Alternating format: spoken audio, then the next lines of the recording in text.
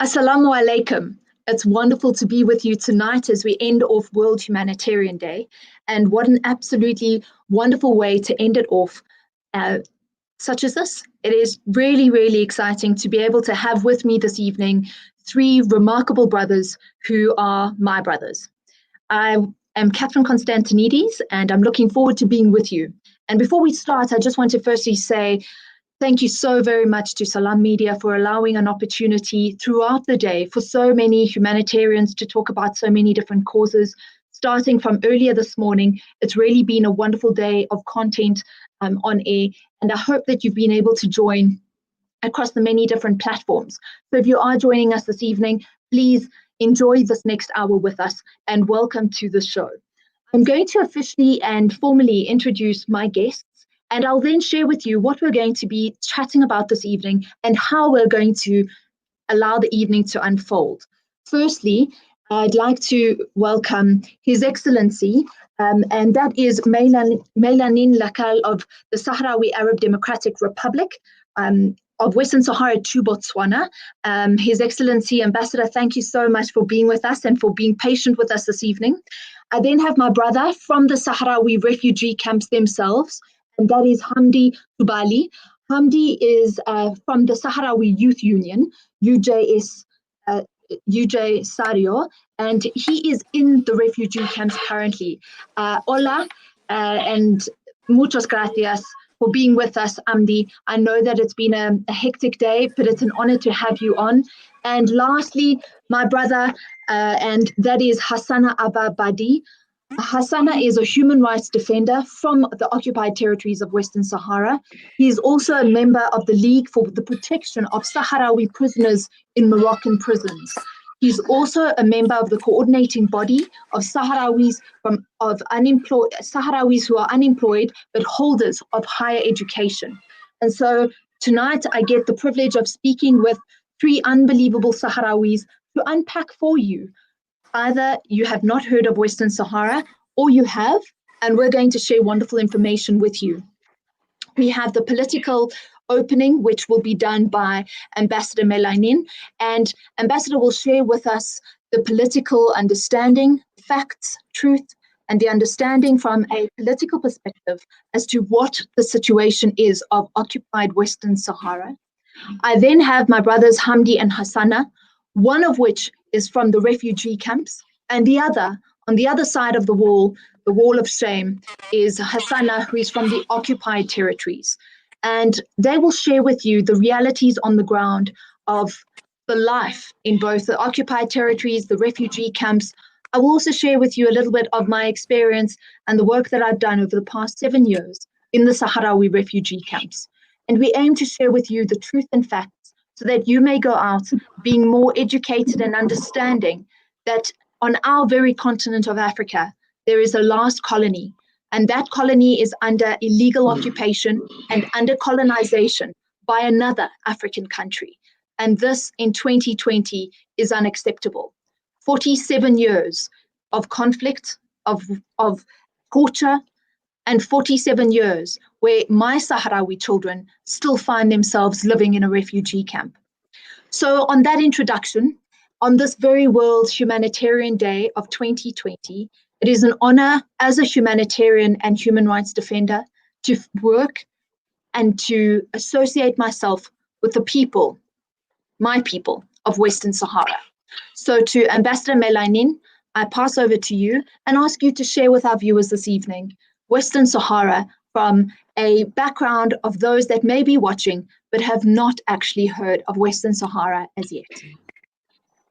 Thank you very much for having us tonight to speak to our African brothers and sisters about one of the last case of decolonization in Africa. Western Sahara is a country in North Africa bordered by Morocco, Algeria, and Mauritania. It was, like the rest of Africa, invaded by Spain in 1884, and it was supposed to be decolonized since the 60s, when the United Nations included it in the decolonization list in 63. But instead of finishing its colonialism in Western Sahara the way it should, by allowing the Sahrawis their independence like the rest of African nations, Spain cowardly signed an illegal and secret agreement with Morocco and Mauritania, the two neighboring countries, to hand over the territory to a double invasion by Morocco and Mauritania in 75. So that was the first abortion of the Sahrawi independence by neighboring African countries, mainly Morocco and Mauritania. From 75 until 91, the Sahrawi people, under the leadership of Polisario Front, waged a liberation struggle against Morocco and Mauritania. And in 1991, the OAU and the United Nations finally succeeded to broker a peace plan between Polisario Front, Sahrawis, and Morocco, according to which Sahrawis were going to be given a chance to a self-determination referendum to decide the future of the territory. Unfortunately, again, Morocco, backed by France and maybe other countries, succeeded to postpone and to put obstacles, all sorts of obstacles, to the United Nations peace attempts and efforts to end this last case of decolonization. So this is briefly the historical and political background of the conflict in Western Sahara. Thank you, Ambassador. Thank you so much.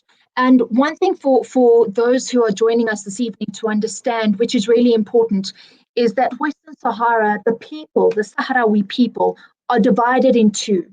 Those in the occupied territory and those that during the war from 1975 fled and went to the refugee camps. They were set up as temporary refugee camps, but they still remain. Now, in this day and age, they still remain. And our brothers and sisters are generations in, remain in these very camps. But in occupied Western Sahara, Hassan, I'm wondering if you could just take us through your journey as a freedom fighter and your journey as a Sahrawi who has had to live under occupation and has had to live as a proud Sahrawi who continues to be tortured by a regime that has not given up. And also the work that you do with the political prisoners is of exceptional importance. And I'm wondering if you could just share a little bit of that with us as well.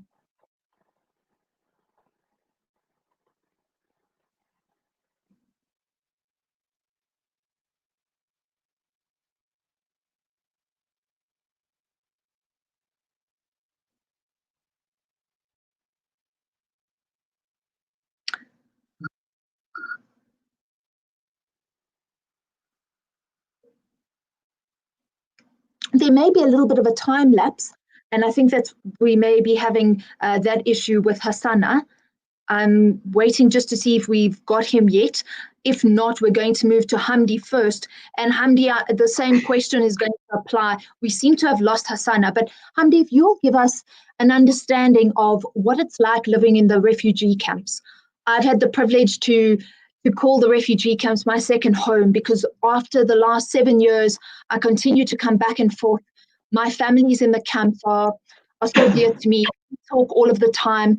It's a relationship that is built on the mutual respect and understanding of our humanity being the same. And being in the refugee camps, currently it's the middle of summer. The conditions are very harsh, but the Sahrawis that are living in the refugee camps live very differently to those in the occupied territory. They're not living under occupation, but they're living in unlivable land. They're living in weather conditions that are not normal, and they're living trying to survive just via aid. And I'm wondering if you could share a little bit about what life is like in the refugee camps, bringing up your children in that environment when that is not the kind of environment that you would want for your children. Thank you very much. Hello for everybody, and especially for our brothers and sisters in Africa. It's a great moment for us that to speak to you from the Sahrawi refugee camps, especially from the and we are represent the last colony of Africa, as the excellent ambassador he said. There is one point very important that we need to asking in the first, why we are refugee. We are refugee because we are victims of the last imperialism regimes in Africa. We are talking about the Morocco occupation. The life in the Sahara refugee camps, it's very, very complicated, and it's very difficult. We are living in a difficult situation, but in the same times, we still having, as a people refugee, great hope that we will continue to find our right for the self-determination and the independence. There is a lot of troubles that we find it here in the refugee lives as a humanitarian aid. It's very coming down. There is the natural water is very complicated, but the Sahrawi people continue to fight for the independence and the freedom in the Sahrawi refugee camps. And I think it's really important, food, for people to understand. Food it comes in by aid. Water is also comes by truck. There's no natural water resource in those Sahrawi camps in the middle of the Sahara. These are things that you're dependent on, and there are international aid bodies that make this possible. But life is also very difficult. Even though you're safe, in comparison to your brothers and sisters in occupied Western Sahara, life is still very hard. Yeah, absolutely. It's very, very high. And absolutely, there is a very complicated. Hassana, will you take us into the eyes of somebody who doesn't know what occupied Western Sahara is like? What is it like having grown up there and having to live a life where you're constantly under military occupation? Well, first of all, I want to thank you very, very much for this opportunity, for you, Catherine, and I want to welcome Mr. the Ambassador and the militant Lainin Mohammed and your colleagues there. For us, it's a very important opportunity for us from the occupied territory to send a message, to send the voice of the people of Western Sahara under occupation in the occupied part of Western Sahara, especially in this day, the International Humanitarian Day. That day, it means a lot for all the people in the world, but it means something very, very important for the Sahrawi people, because when we talk about the Sahrawi people, we talk about the people that devised more than 40 years, half of the people under the occupation and the other side in the refugee camp.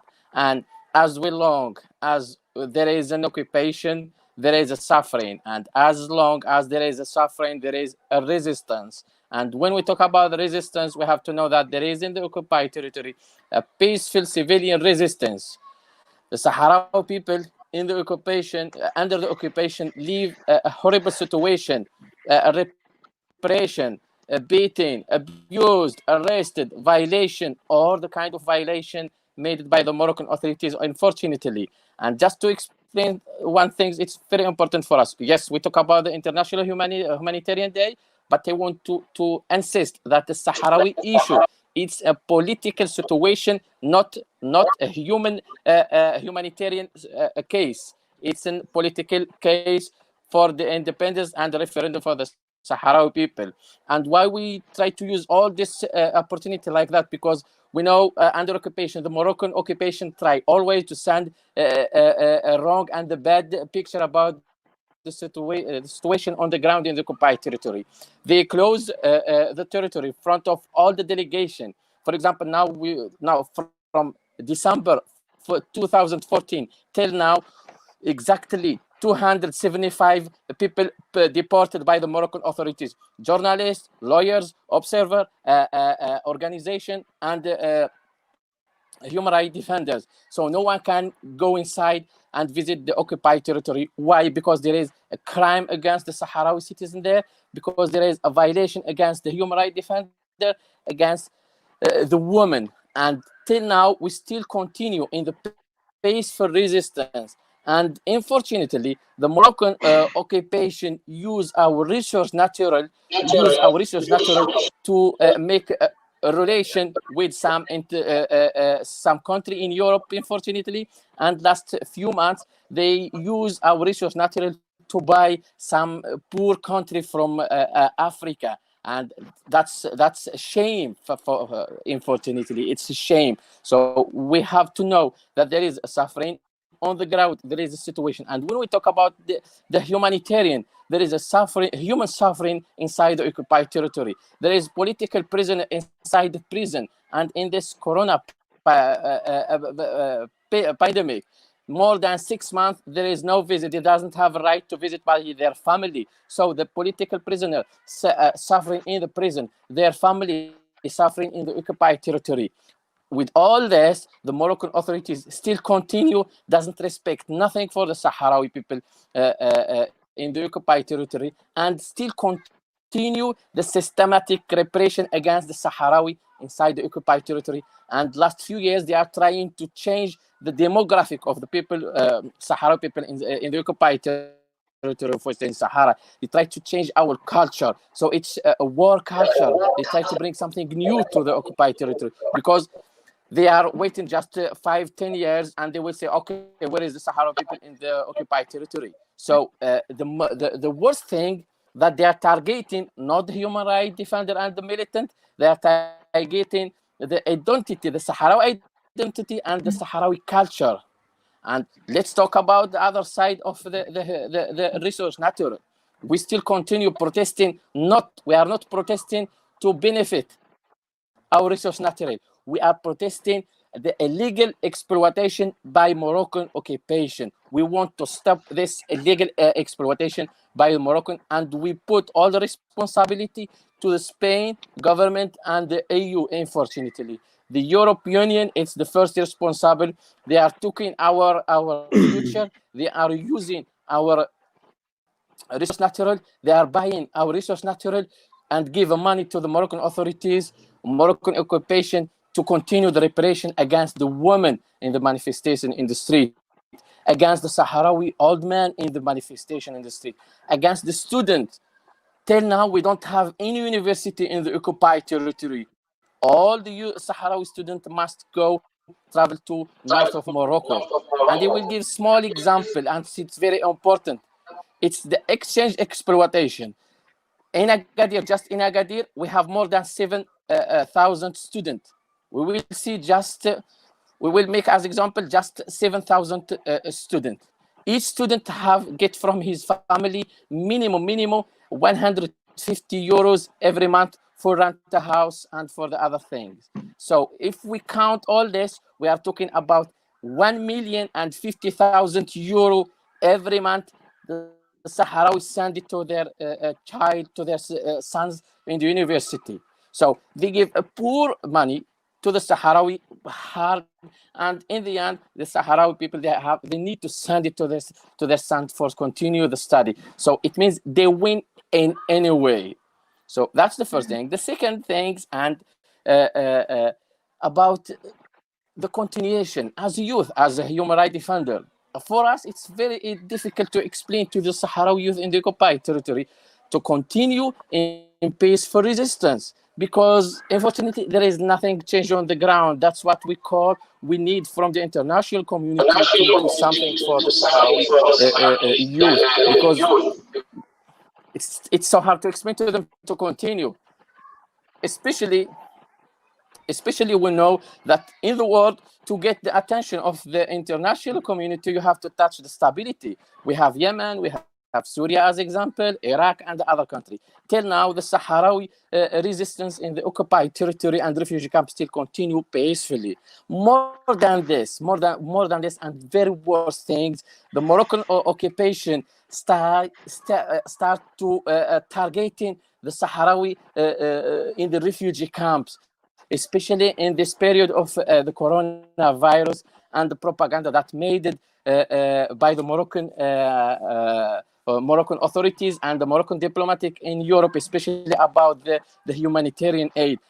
And Mr. Borrell, he say it 3 times. He get his answer to some parliament, small groups, areas of Morocco, that the humanitarian aids, it goes irregularly and with clear ways. And Mr. Janis, he's in charge of the managing crisis. He say that the humanitarian aid goes to the refugee camps through a series of stages to avoid imbalance. And there is a group team, they are working with the Sahrawi agency there, and everything is clear. And he give as a proof the last report of 2019 that says all the humanitarian aid goes strict and directly with nothing lost. So, and that's what we want to send, because why the occupation, Moroccan authorities start to targeting the Sahrawi people in the refugee camps,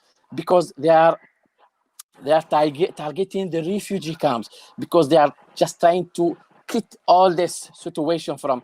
They are making repression against the Sahrawi citizen in the occupied territory, and they are targeting the Sahrawi in the refugee camp, because when they delete all those 2 things, they will say, okay, there is no problem. But till now, the Sahrawi in the refugee camps still standing, still in this resistance, in the hard nature, in the hard situation, no water, sometimes very hot in the summer, but they still continue. Why? Because we need to suffer for that. We will continue till the end, because we believe in our principle. It's the independence and the self-determination for the Sahrawi people. And now we are talking in this conference. The manifestations still continue in Lyon, in Boujdor, in Dakhla, in Smara, in the other country.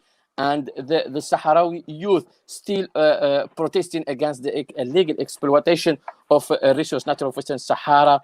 And more than 2, just in Lyon city, the capital of Western Sahara, we are talking that more than 12,000 unemployed Sahrawi degrees. They are demanding their right for the a job and work, but the Moroccan authorities always give the advantage and gives the good things to the Moroccan settler, because they give them advantage to send them to the occupied territory of Western Sahara. All those just small examples. So if we want to talk about the situation and the suffering inside the occupation, it's something very, very worse. It takes a long time, more than 1 hour or 1 day to explain it.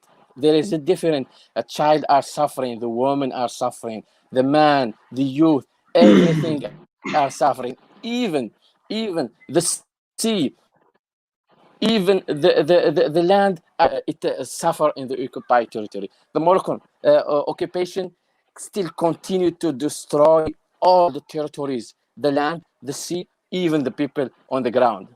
So that's what we are fighting against it. We will continue till the end. We know they will give a prisoner. We know we will give a martyr as a sacrifice. We know we will give a victim. But all those, it's nothing as a price for the independence. Hassan, thank you so much for that. And I've got a few questions and a few things I want to ask and ask of you. But before I go there, I have to say that, a few years ago, I've worked on this issue and in the refugee camps for just a little bit more than 7 years. And during that time, I constantly learn. I constantly am understanding new things. And when you understand that you don't know what you don't know, you then start to ask different kinds of questions. As a country, as a South African, when I first learned of Western Sahara, I was embarrassed to know that on my continent, my country, who has such strong policy towards Western Sahara, still the man on the street does not know of the Sahrawi people. And Ambassador, perhaps this question is to you. Often I get asked, why do we not know about the issue of Western Sahara? And as a human rights defender, as an activist, my answer is simply this. And I know that this is not the political answer and it's not the diplomatic answer. However, the truth is that blood has not been spilt. There's no conflict happening right now. And if there was, Firstly, unfortunately, it would destabilize North Africa again, and we cannot have that. But also, we would see the world's media attention drawn to Western Sahara, and it would be forced that within the next 6 months, there would be some kind of solution, some kind of way forward. Yet we continue to fight. I go to the camps, and when I'm with young people, I don't want to have a conversation about war. I don't want to have a conversation about people, young people, prepared to lose their lives. Hassana, you said it now. And, you know, I will never forget, after the very first time that I met you, which was some years ago at the Human Rights Council in Geneva, after we spent about a week or so together working, lobbying, doing our work at the Human Rights Council, at the UN, I said goodbye to you, and you may not even remember this, but you said to me, I said to you, I'll see you again at the next session, or I'll see you again somewhere else. And you turned to me and you said, no, you never know what the future holds. You never know when we will see each other and if we'll see each other again. And I always remember that. And I remember you sharing stories with me and pictures with me of how the Moroccan agents and officials will come and look for you. They will come and specifically target you because you are outspoken, because you are a leader. You go out, you present yourself, and you present Western Sahara to the world. And those things will always stay with me. But Ambassador, share with us, why is it that in the year 2020, we still see an occupation under the leadership of the African Union, from the OAU to the AU, and we still sit with a political complexity now after such a long period of time? Why is it that we're still in the same place? It is very unfortunate to say that this is a general problem in all Africa. We don't know each other. African nations, African people don't know each other issues. Western Sahara, as you have rightly said, should not be now in 2020 still under occupation.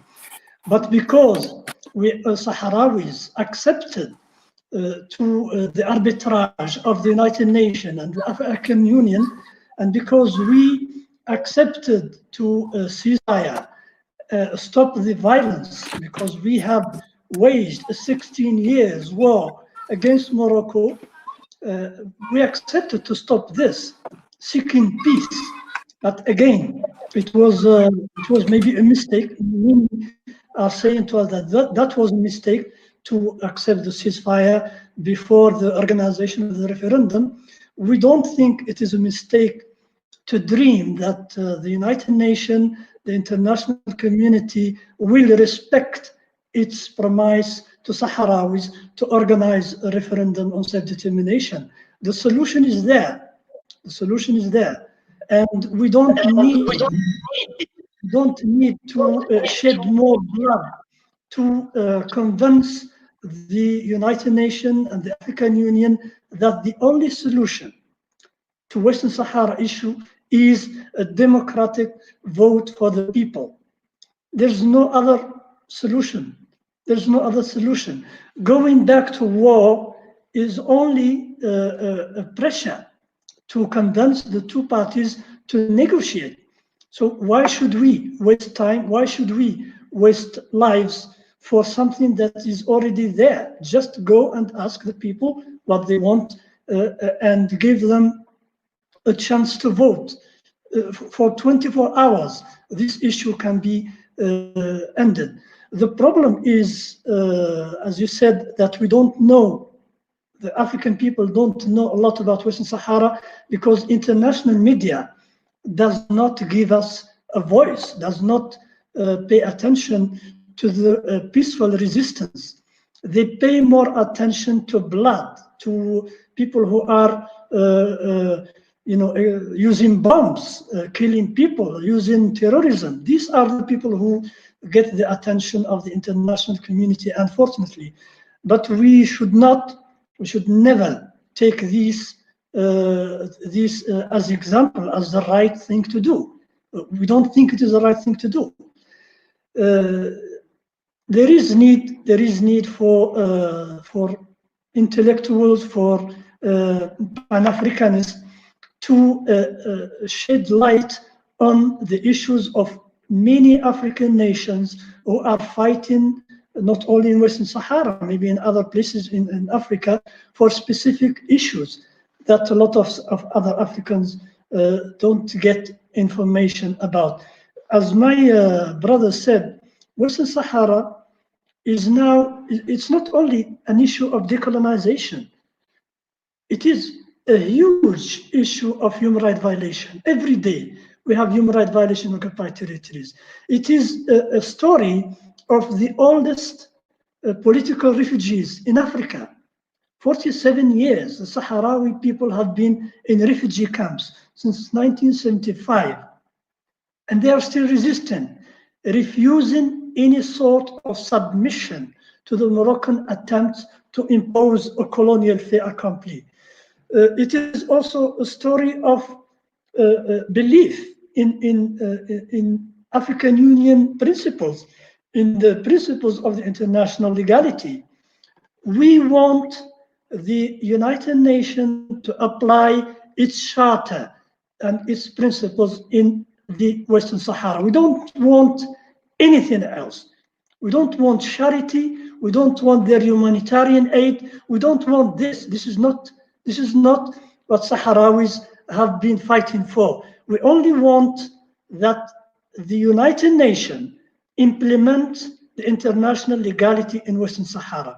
We want them to point out to the Moroccan occupier the violation that it is committed, not only by Morocco, but also by the European Union, which is supporting the Moroccan occupation by, agreement, illegal agreement, trade agreement with Sahrawi natural resources. These are a lot of issues to grab in 1 hour, but it is really interesting to invite every single African to look for the information on the internet. You will not find the story of Western Sahara in the main media. You have to look in academia. You have to look for articles about the various issues in Western Sahara, and you have to be careful because there is a lot of propaganda out there. Morocco is trying to mislead you in many ways by propagating false information about Sahrawis, by rising, fake news, by trying to attract the attention of the public opinion to false information, to false issues. Sometimes they say that there is a misuse of humanitarian aid in the refugee camps. This is not the issue. We don't want this humanitarian aid. Stop it. Just give us our land back, and you can keep your humanitarian aid. We don't need it. So it is just a way to attract the public opinion away from the core issue. And the core issue is that Morocco is an occupying power violating the right of the Sahrawi people to freedom. This is it. This is as simple as this. And the core issue is that Western Sahara is not a very difficult problem to understand. It is a clear-cut issue of decolonization. There's no need to look in other ways. It's just a case of decolonization that is still unfinished. And the responsibility of the situation doesn't only relies on Morocco violation, but also on the lack of political will from the United Nations, by the complicity of the European Union, the complicity of France and Spain, who are supporting this illegal situation in occupied Western Sahara. Thank you so much. I think, you said there is so much to grapple with, and that's true. There's so much to talk about. I want to speak about the wall of shame. I want to speak about so many different issues. Sadly, I think that we've lost Hamdi. I think his signal was unfortunately we've lost him. We have tried to get him back, but for some reason we cannot connect. However, I want to just quickly, just touch base on the fact that, I think both of you have said that it's a simple equation. Self-determination for the Sahrawi people is ultimately what we're asking for. It's a simple ask. There is no need for this to be a complex issue, and yet Morocco has without fail managed to complicate just the simple ask of self-determination and for a referendum to take place.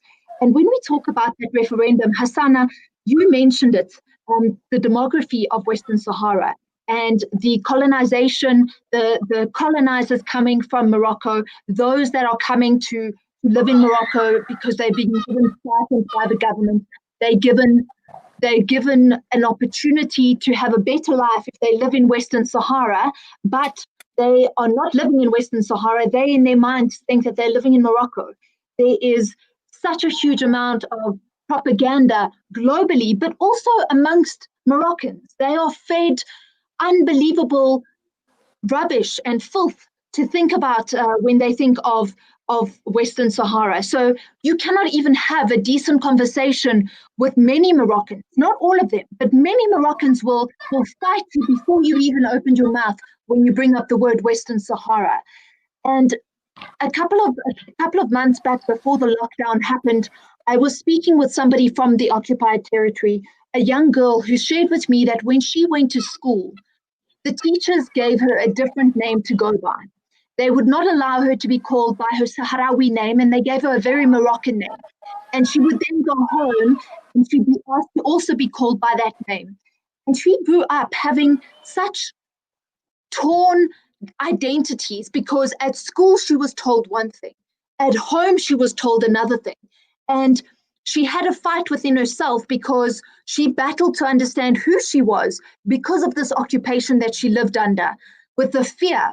She saw young girls who were her elder family members being beaten daily, being scared by the police. They would sit near the beach and they would fear because of the threats made by the military, by the army.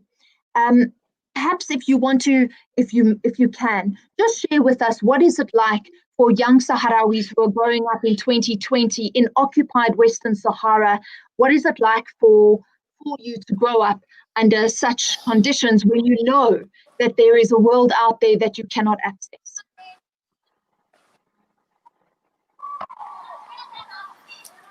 Well, thank you again. Just I want to add something, as Mr. Ambassador said, for us, for the fake media and the propaganda made by the Moroccan occupation, unfortunately, and why a lot of countries doesn't know about the real identity about the Western Sahara, the real case, it's a case for decolonization. Unfortunately, because last few years, the media, it's not, we cannot talk about all the media are the free are militant. No, there is a lot of media, they are working to the government, so they must to show just what their government want. So it's not all the time the media are independent. So, but for us, we believe always for the media, the militant and the activist mediatic and the free media, that they believe in for the democracy, they believe in for the freedom, they believe in for the rights of the people. So those journalists, those media that we believe for us to send and to explain our situation. This is the first. Second things, unfortunately, the international, this Security Council, this international community, yes, they talk about the law, international law, humanitarian law, law for human rights, the convention, a lot of things. But unfortunately, the base, it's not the democracy. The base, it's depend what you give them. It's depend the bargain, the political and the economic bargaining. For example, for the Sahrawi case, it's very clear when we talk about the law part. It's very clear cases, very simple. So they need just the ability, the power to implement the self-determination, but they don't. Why? Because they are trying to manipulate the bargaining between them. That's why for me, the key word for the Sahrawi case, the key word, it's the resource natural.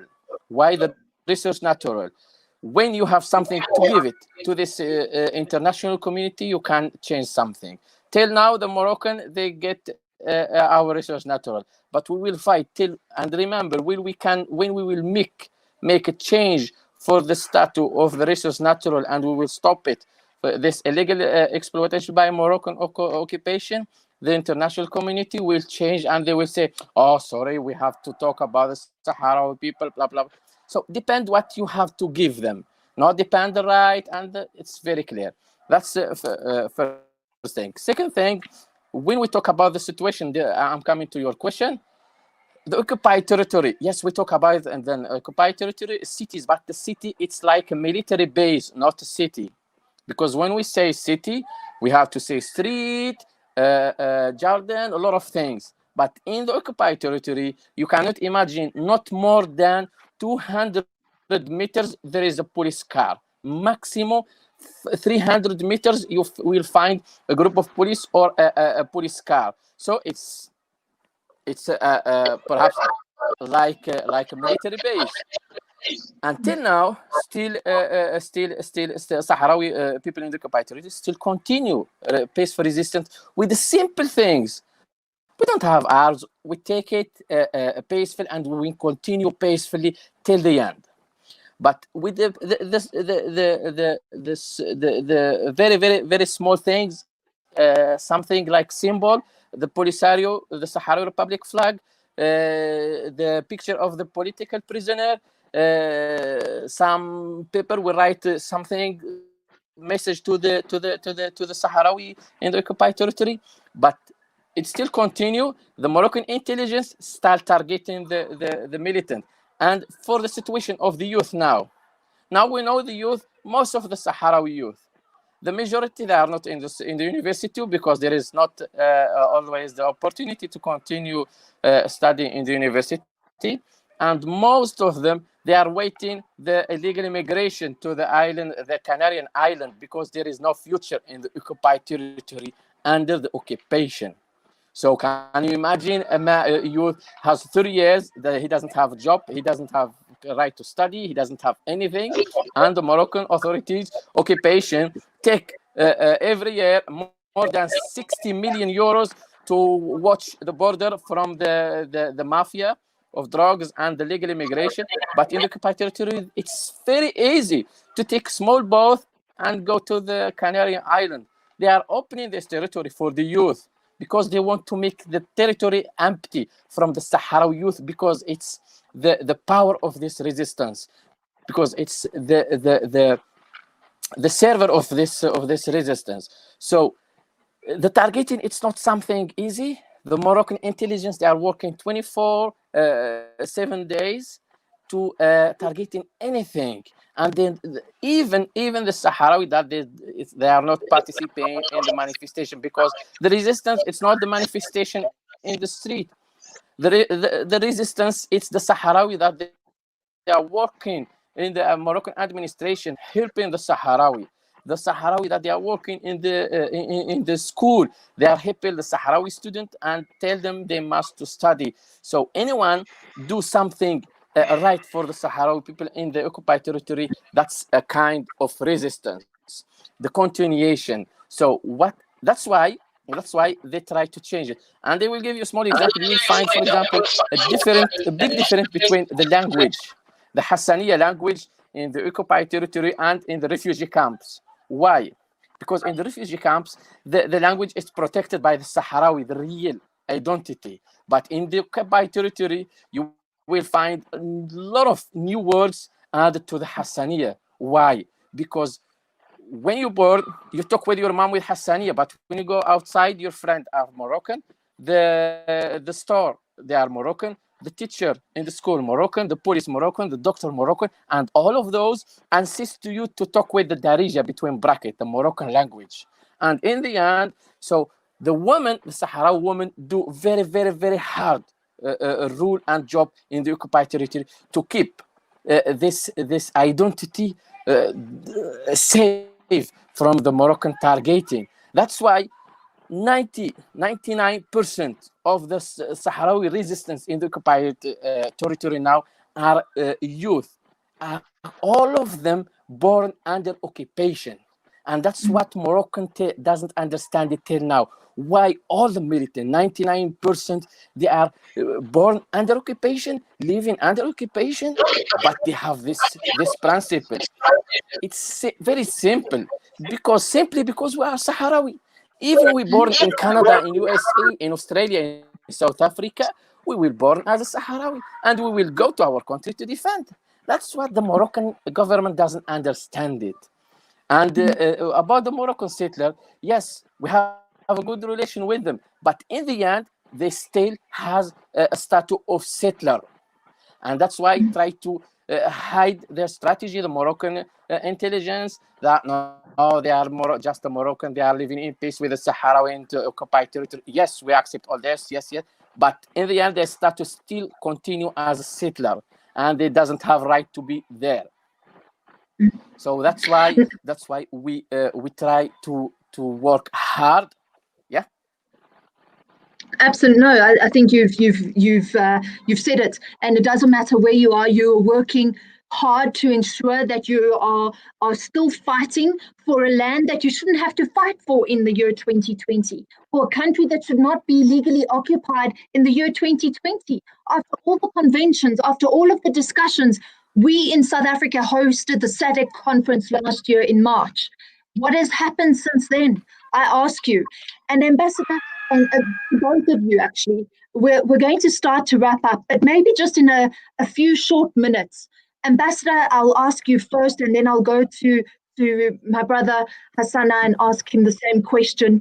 But on World Humanitarian Day, what is your ask of the global community? Because I think that it's not realistic to say that everyone should, I think there are some things that we can do. For example, when the borders open up, we should be boycotting travel to Morocco. We should not be spending our money with a country that is occupying another country illegally. And there are small things that we should start to become more conscious of. We should start to ask better questions. We should start to understand Africa in a better context differently. Because, Ambassador, you said it yourself, we don't know each other as a continent. And this is a truth that I think even our leaders would fear to actually accept, but it's a truth. And I think in South Africa, in our country ourselves, we have a lot to answer to, especially with the xenophobic attacks that we have seen happen here on our own soil. But what is the ask of the global community? How can everyone be a humanitarian, understanding the situation of Western Sahara? What are your 3 takeaways that you would share with people leaving this conversation tonight? I think that this is a very important matter to raise. The citizen, African citizen or international citizen, must understand that he or she is responsible for the stand and position that his government, his political party, or his society is adopting towards matters, towards issues, international issues. In the case of Western Sahara, every single African must fear from what is happening now in Western Sahara. Why? What is happening in Western Sahara is that an African people, are denied the most basic rights. Their right to freedom, their right to self-determination, their right to set their own government, to run their own affairs, to assume and exercise the responsibility over their own natural resources. It is happening now in Western Sahara. Tomorrow it may happen anywhere. If you just watch what's going on and doing nothing, just because you say it is far, I'm not concerned, it's not my problem. No, it is your problem. It is the problem of every single one of us as Africans. what Morocco is trying to do, what France is trying to do, what many actors, international actors, are trying to impose in Western Sahara is violation of international legality, violation of the most basic principles. And if we allow them now to do that in Western Sahara, tomorrow they can do it anywhere. So this is a message that must be understood very well. What you can do as Africans is to, first of all, understand what's going on. Look for the right information. This is the information is power. Without information, you can't do anything. And when you understand what's going on, then you have a responsibility towards your community, towards your friends, towards your family, towards inside your party, inside your civil society organization. You have to lobby, you have to voice and be the voice for these people who cannot have a voice in your community, but you can have a voice. For example, in South Africa, you have been a voice for Sahrawis in South Africa. Imagine that 10,000, 20,000 South African activists are active in South Africa. The Sahrawi voice will spread out. This is what we need to put pressures on governments. I'm not talking about South Africa, of course. South Africa government is adopting a very clear, supportive stand on Western Sahara, but in many other countries, they are not. They're playing the games of Morocco, or they are listening to France or to other powers in this issue. So this is the basic thing. We have to give voice to Sahrawis everywhere that we can, in political parties, in organizations, in parliaments, and in communities. Thank you so much. I appreciate that. Asana, my ask is the same of you as we wrap up tonight. What is your ask of citizens around the world? What is your ask of people when they are thinking back at this conversation, thinking back at the things that they've heard tonight, that you've shared, that they perhaps didn't know about? What would you ask them to be waking up tomorrow and doing? What are the actionable points that you would want people to think about?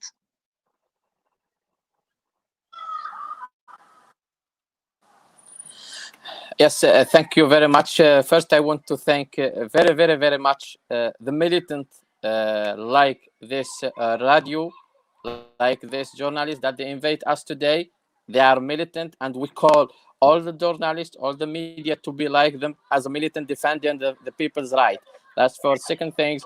We believe for us as a Sahrawi, we believe that the change and the power come from the peoples, not from the government. So that's why we call all the civil society in the countries to make a push, to make a group, to make a network, to make push each one from his place, their place, to make push against their government, to make a change for the Sahrawi, the government for the Sahrawi position.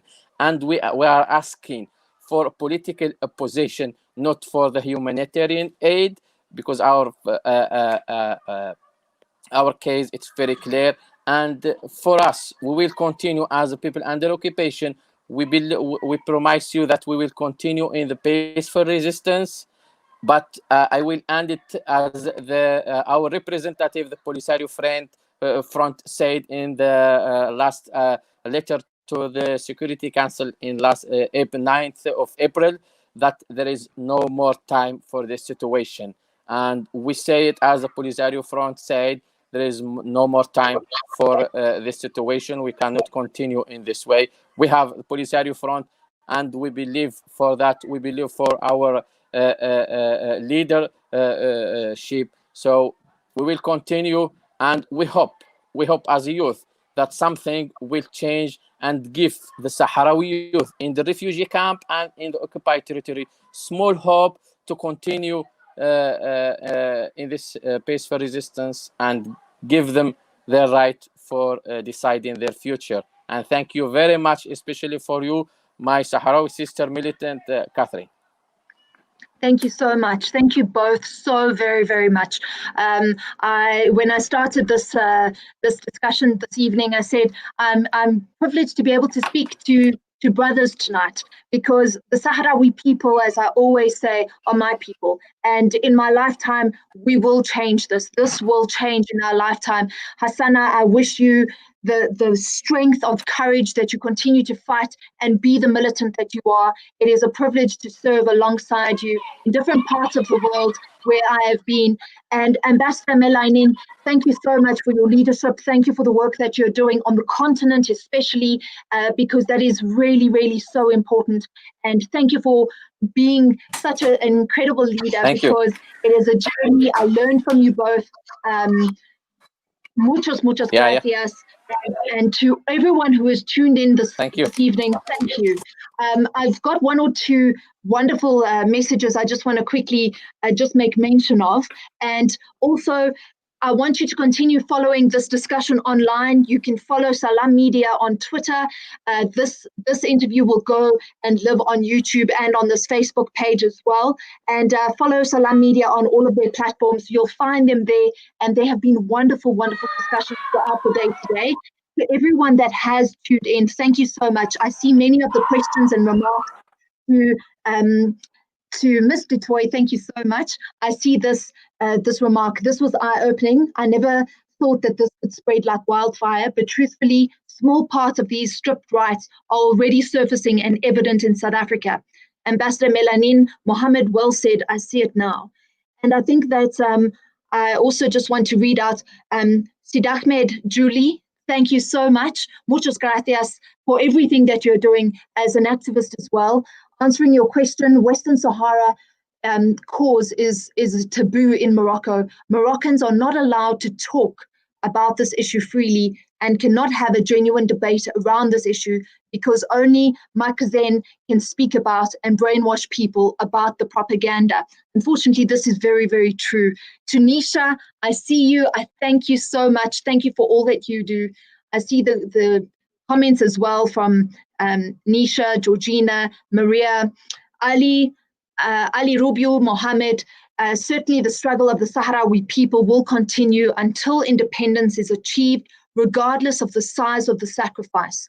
Ali, bonjour, merci beaucoup. I see that I see your many comments this evening, and I appreciate the work that you do. To the Sahrawis who are both in the occupied territory and in the refugee camps, to those that are living displaced in different parts of the world, we're thinking of you this evening, and on World Humanitarian Day, we honor the sacrifices that you continue to make. To Kalamu Lawrence from Uganda, to you and your team, I see you and I thank you for joining us this evening as well. To all of you, I wish you a peaceful and blessed journey ahead. This is the final few hours of 2020's World Humanitarian Day. To Salam Media, Jazakallah. Thank you so much for the privilege of being able to host this show this evening as a final wrap-up of Western Sahara and all things Humanitarian Day. To Hamdi, to Bali, I see Hamdi is now on our screen. Hamdi, thank you so much. I'm sorry we didn't have you the whole time, but Hamdi, one last thing from you, from my second home, the refugee camps. What would your ask be to humanitarians that are in other parts of the world? What is your message on World Humanitarian Day as we wrap up a really intense hour of discussion, of understanding of the Sahrawi cause and the fight for self-determination from the refugee camps, a place that has become, I never in my life did I think I would miss a refugee camp, but I miss the people, I miss the heart, and I miss you, my brother. So what is your message perhaps to us on World Humanitarian Day? In the beginning, I want to say I'm so sorry for this no technical problem, because really we are have the bad connection. My message, it's very clear message. I want to say to everybody that please don't forget these people in the last colony in Africa, because we don't want anything. We want just all right for the self-determination and the independence, and we are care that the area they are going for the bad situation, because there is a lot of Sahrawi youth calling for a war again against the Moroccan occupation, because we lost the hope for the United Nations to get the promises from 1991 until now. We don't want blood to be here in the northwest of Africa. We want Africa to continue in the dreams of our grandfathers, that Africa must be free. Don't forget these people, and thank you very much for this opportunity. And I am so sorry for the internet connection bad. No, not at all. Hermano, muchas gracias. You are in a refugee camp. We understand that connection is an issue. I'm so grateful to see you one last time before we say goodbye. But your message is so important. The youth are aggravated, and the youth on the ground are prepared to lose their lives so that their people could be free. And we cannot allow that war is an option when we have an actual political opportunity and mechanism for the right of self-determination and a referendum for the people of Western Sahara. And so I wish you courage. We make dua for the people of Western Sahara, for the Sahrawi people in the refugee camps. Hamdi, muchas gracias, jazakallah. To everyone, I see some comments from Nadine, Marie, thank you so much. And to Ali Rubio, thank you so much once again. To Hamdi, my brother, we will meet again, inshallah. We will be together and we will continue fighting. My promise to my children in those very camps where you are is in my lifetime they will return home. And together, it is also an honor to serve with you. I look forward to the time I will be with you in the camps, and we will be fighting on the frontiers on all fronts. To you, to the team at Salam Media, muchas gracias, jazakallah, and good night. This World Humanitarian Day is an absolute dedication to the freedom fighters of Western Sahara. Thank you. If you care enough for the living, make a better place for you and for me. In this bliss, there are people dying. If you care enough. No, thank you so much. Feels it always.